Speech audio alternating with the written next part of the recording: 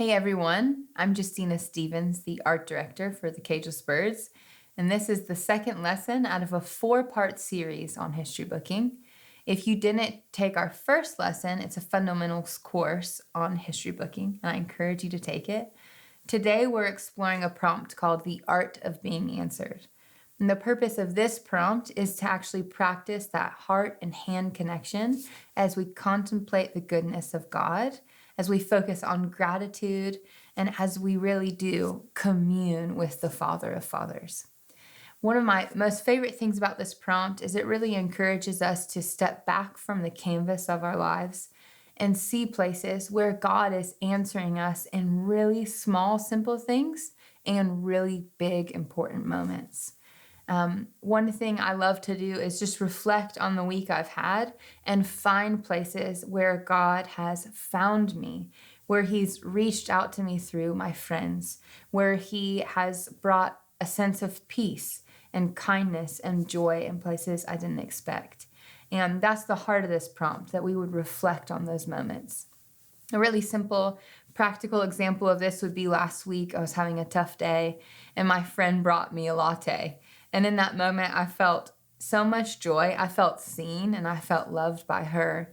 But when I stepped back and really received the moment, like the Lord had given it to me, I felt seen and known by Him.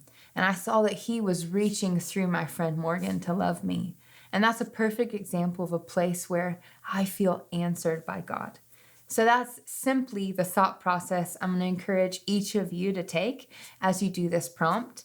It's really fun, really simple, and anyone can do it almost anywhere. So if you're ready, open up your history book. Be sure to have a pen or a pencil, your paintbrushes, your watercolors, a cup of water, and your history book or watercolor paper.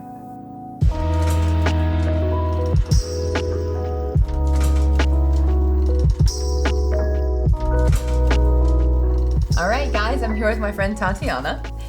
So Tati, you are not a visual artist, correct? I am not a visual artist.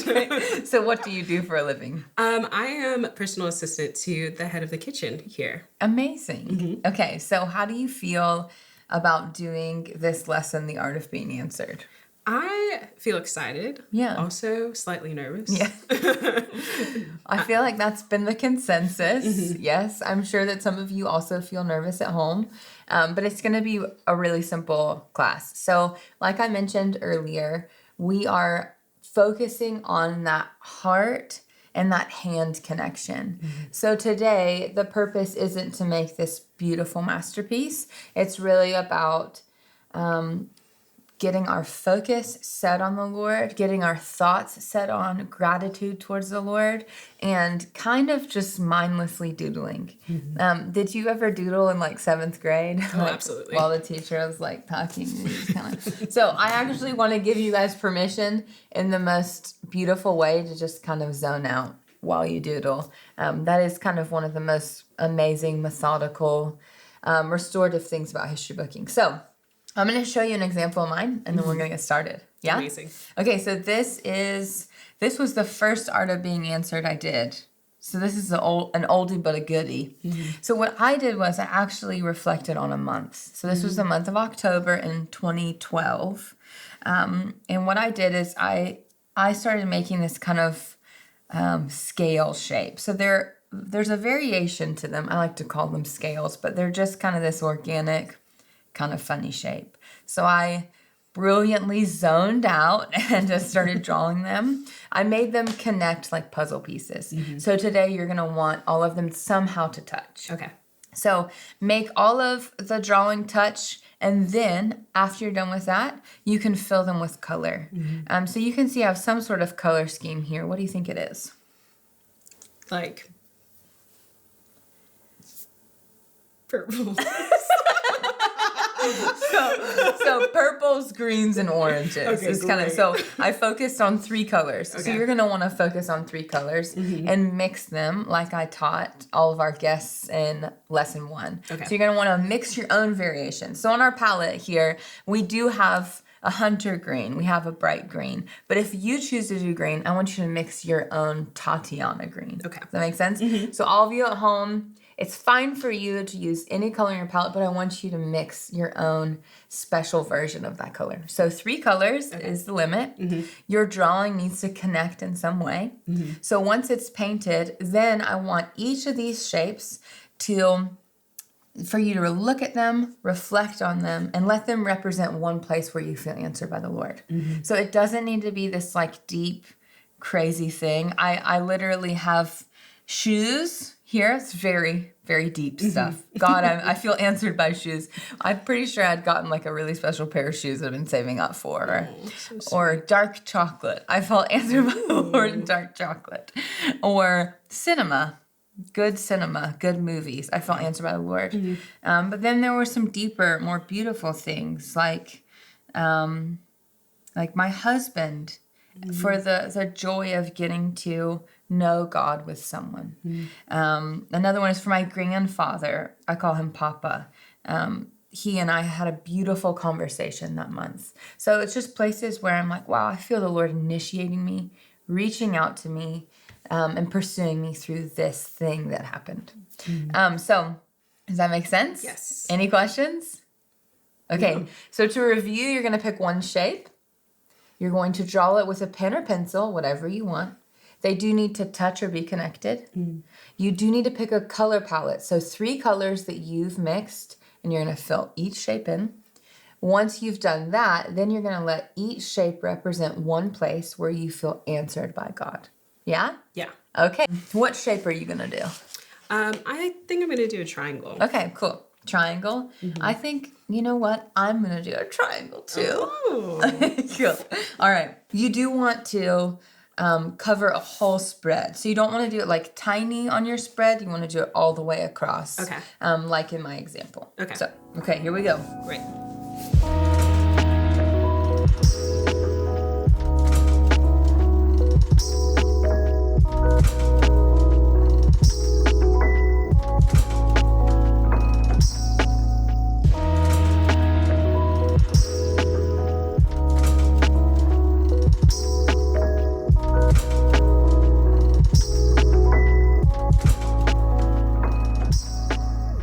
Okay, good. So you finished your shapes. So what are you thinking for your color scheme? I think I definitely want yellows and probably some brown Okay, good. and If you want to just do 2 colors, you can stick to 2 as well. I think I'll just do 2. Okay, great. All right, I think I'm gonna go like oranges, yellows, and reds. Awesome. Cool. So remember that when you approach your watercolors, you want to use a lot of water. So you need to dip your brush into water before you ever approach the palette. And whatever color you're gonna start with, you want to really activate. And activate means you might want to dip in the water a couple times and come back to your palette to get it really watery and activated like that. That makes sense? All right, let's go for it. Good. So in our last class, Tatiana, we talked about doing a wet on wet technique. So I really want to encourage you at home to try this in a couple of your shapes. You can see I have a really wet shape happening here. It's super fun while the colors haven't set into the page to come back in with even a darker version of the color and drop it into the shape. And you have this really beautiful kind of wet on wet magic happening. So try at home, try that in at least 3 of your shapes so you can get some variation. And then maybe try a couple shapes to be really flat and look really solid. You can also play with transparency and opacity so all your shapes feel unique and special.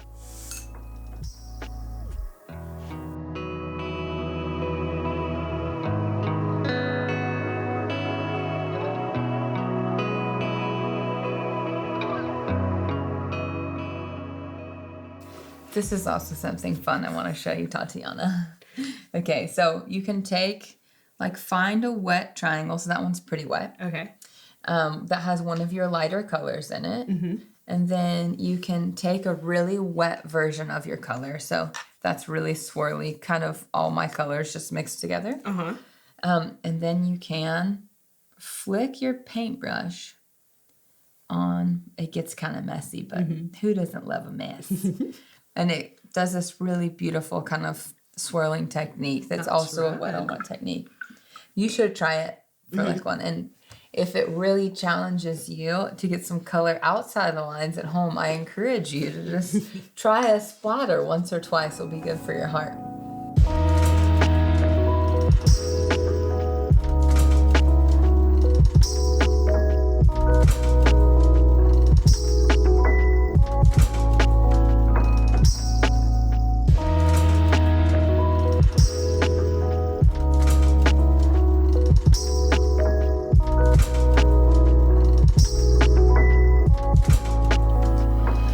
All right, so now would be a really good time to pause and take a look at your work so far. So make sure that you have at least 3 of those triangles with your wet on wet technique. So that wet on wet technique would be a splatter in a wet triangle or dropping a darker version of that color. So make sure you have at least 3 of those, and then also make sure you have some really flat, transparent looking triangles. So like this would be flat and transparent. That one's kind of flat and transparent. And then also try to get a more opaque color. And opaque means you can't see through it as well. So this one versus this one, this would be a very opaque version. But that one's getting opaque. I might work up a couple more just to show some variation. So you have like real solid and then real washy. So find a couple of those, make sure that you're working in variation. We just want to push ourselves towards trying different things so that every single triangle or circle or whatever shape you're doing isn't exactly the same. You can build on your watercolors. So after one's totally dry, you can do another layer. Great.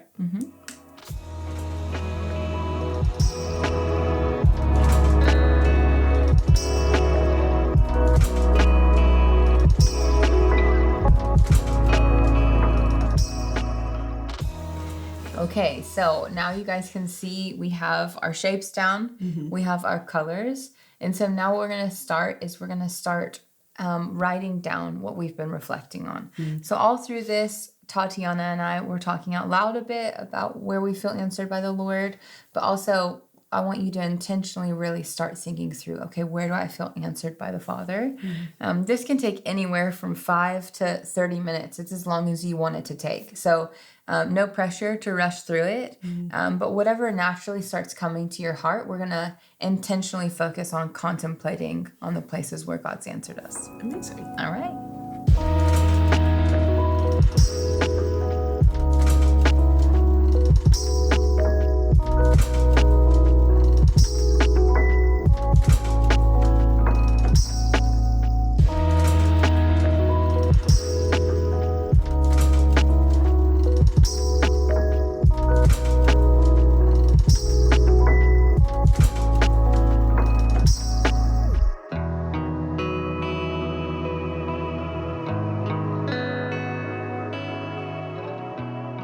Okay, so once we've finished labeling all these shapes, I want to ask each of us to write the title, The Art of Being Answered. Try writing it a little bit bigger and put it just somewhere intentional on your page, and then put the date. Because actually recording the actual day you did it is really special, because this is that visual journal that we're going to turn through. And after even doing 4 of these lessons, your book's going to feel so saturated with life and with joy.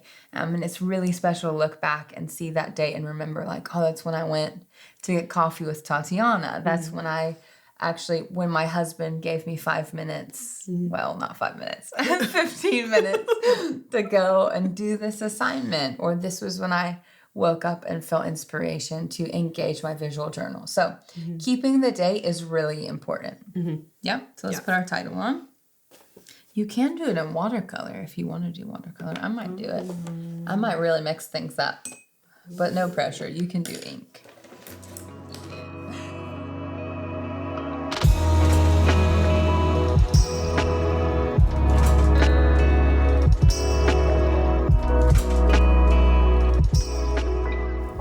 All right, so we're all done.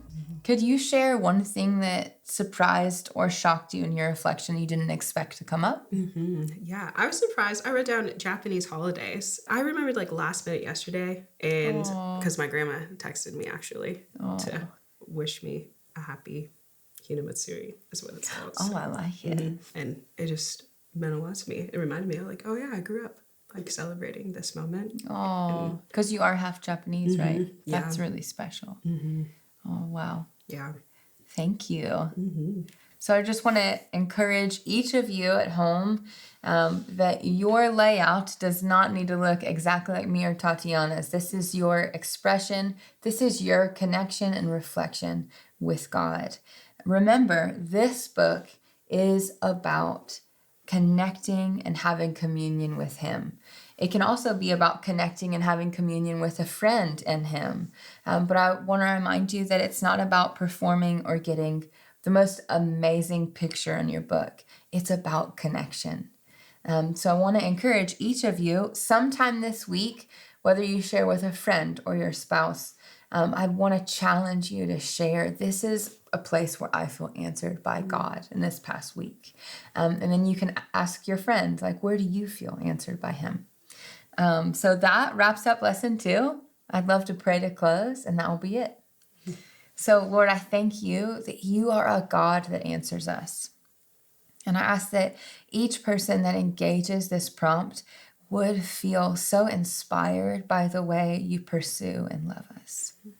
In Jesus' name, amen. Amen.